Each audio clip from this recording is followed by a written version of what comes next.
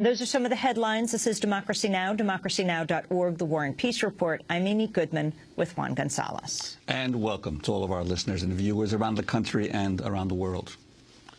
Pressure is intensifying on President Hosni Mubarak to resign as thousands of Egyptian workers went on strike across the country Wednesday, demanding better wages and benefits. The strikes expanded earlier today when bus drivers in Cairo walked off the job. Thousands of doctors and nurses are also joining the protests. On Wednesday, strikes were reported in Cairo, Alexandria, Luxor, Mahala, and perhaps most significantly, the Suez Canal, the key waterway connecting the Red Sea with the eastern Mediterranean, as well as Egypt's second largest source of revenue. Reports indicate as many as 6,000 canal workers downed their tools on Wednesday. I've been working here for 5 years, and I'm still working casual. There is no annual or permanent contract. We are demanding equal rights because there is a group of new employees who had been signed on a permanent contract as soon as they arrived. We are demanding our rights now.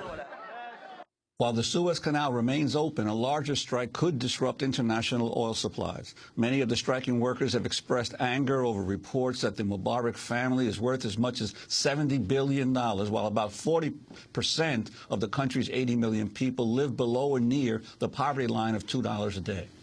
Our first guest has closely studied the Egyptian labor movement for years. Joel Beinin is the professor of Middle East history at Stanford University, former director of Middle East studies at the American University in Cairo. He authored a report for the Solidarity Center titled Justice for All, The Struggle for Worker Rights in Egypt. Professor Beinin, why don't you talk about the significance of what is unfolding as we speak? The major labor strikes that are rippling through Egypt. This is huge because there has been for the last 10 years an enormous wave of labor protests in Egypt that's included over 2 million people participating in perhaps 3,300 strikes, sit-ins, and other forms of protest. So that has been the background to this whole revolutionary upsurge of the last several weeks. Up until now, there has been relatively low level of worker participation as workers, not as individuals. Of course, people participated in various demonstrations, but there's been very low level of worker participation in the movement. But in the last few days, what you've seen is tens of thousands of workers linking their economic demands to the political demand that the Mubarak regime step aside. And this means that what had been perceived as a gap between the mostly economic demands that were raised over the last decade and the political demands that were raised by the intelligentsia, that gap has been closed, and now these things are fused together. Well, Joel Beinin, as Sharif Abdel Quddus mentioned to us last week, the April 6th movement, the youth movement that really initiated a lot of these protests, took its name from a key strike that occurred on April 6th, 2008. Could you talk about that strike, that labor strike, and its significance in terms of the modern Egyptian labor movement? There's a lot of confusion about that event. I was actually there on the spot. The strike didn't happen. What happened was the textile workers of Mahala al-Kubra, there are about 22,000 of them, it's the largest single enterprise in Egypt, were running a campaign to raise the national monthly minimum wage to 1,200 Egyptian pounds a month. That campaign is still in place. And they called for a general strike of workers on April 6, 2008 to support that demand. The security forces occupied their factory for 3 days before April 6th, using a combination of coercion and co-optation. They made sure that the strike didn't happen.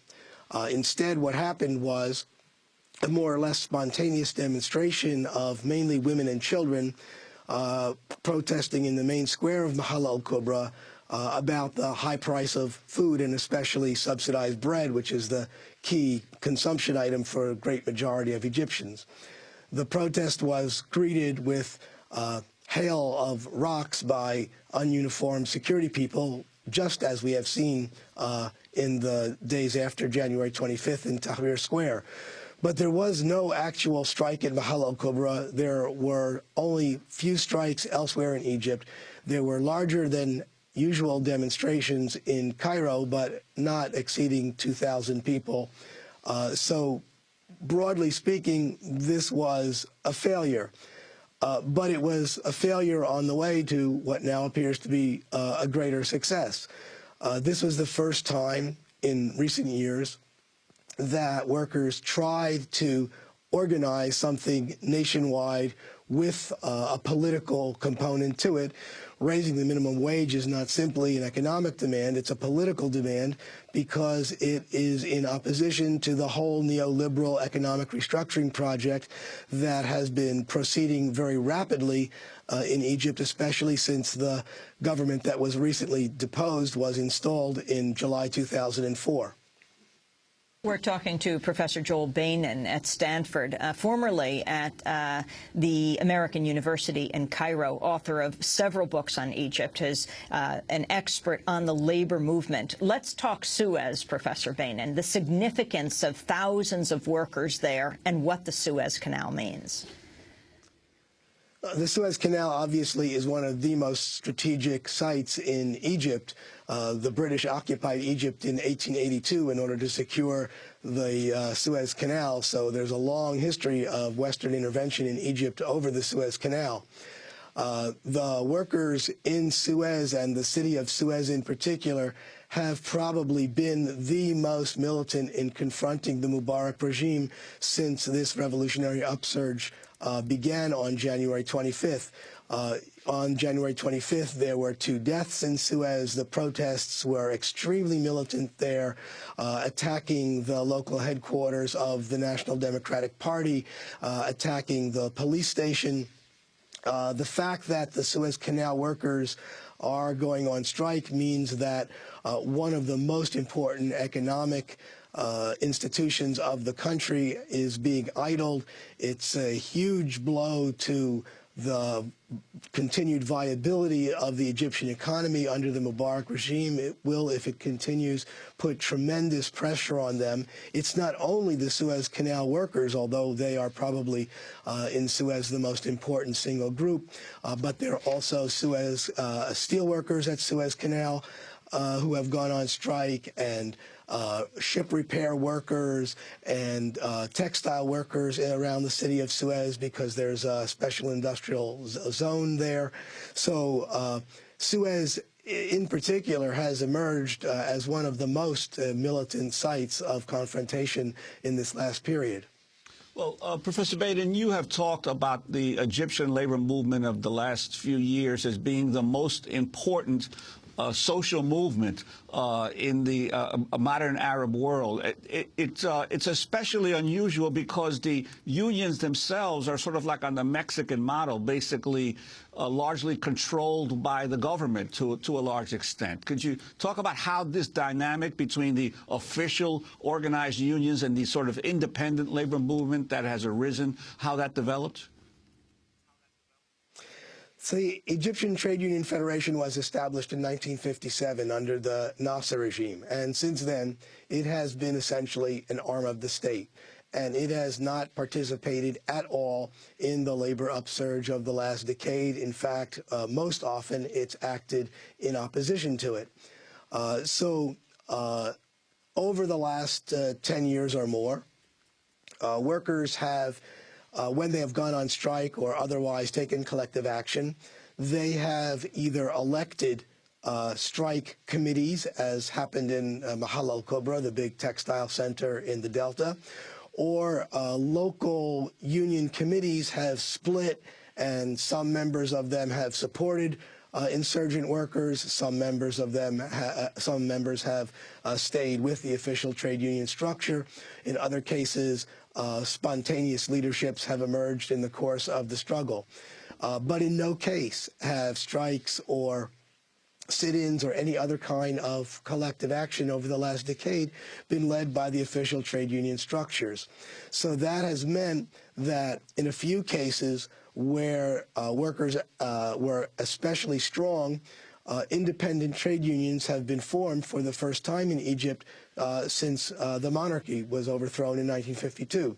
The biggest and most important of these was the Real Estate Tax Assessors Union, which after an 11-day sit-in in front of the Ministry of Finance began, first of all, won the strike, won a 325% wage increase, and then began to organize an independent trade union, which now includes 35,000 tax assessors. Now, they're civil servants, they're not properly workers, but all sorts of people like that are unionized in Egypt. Then more recently, in December 2010, medical technicians formed an independent trade union.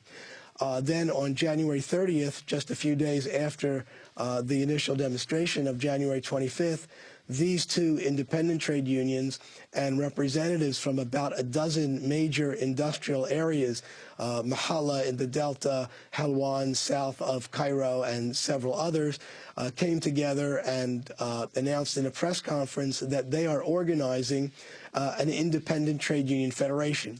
So I wrote in the foreign policy blog that I thought that this was a revolutionary action because this is illegal.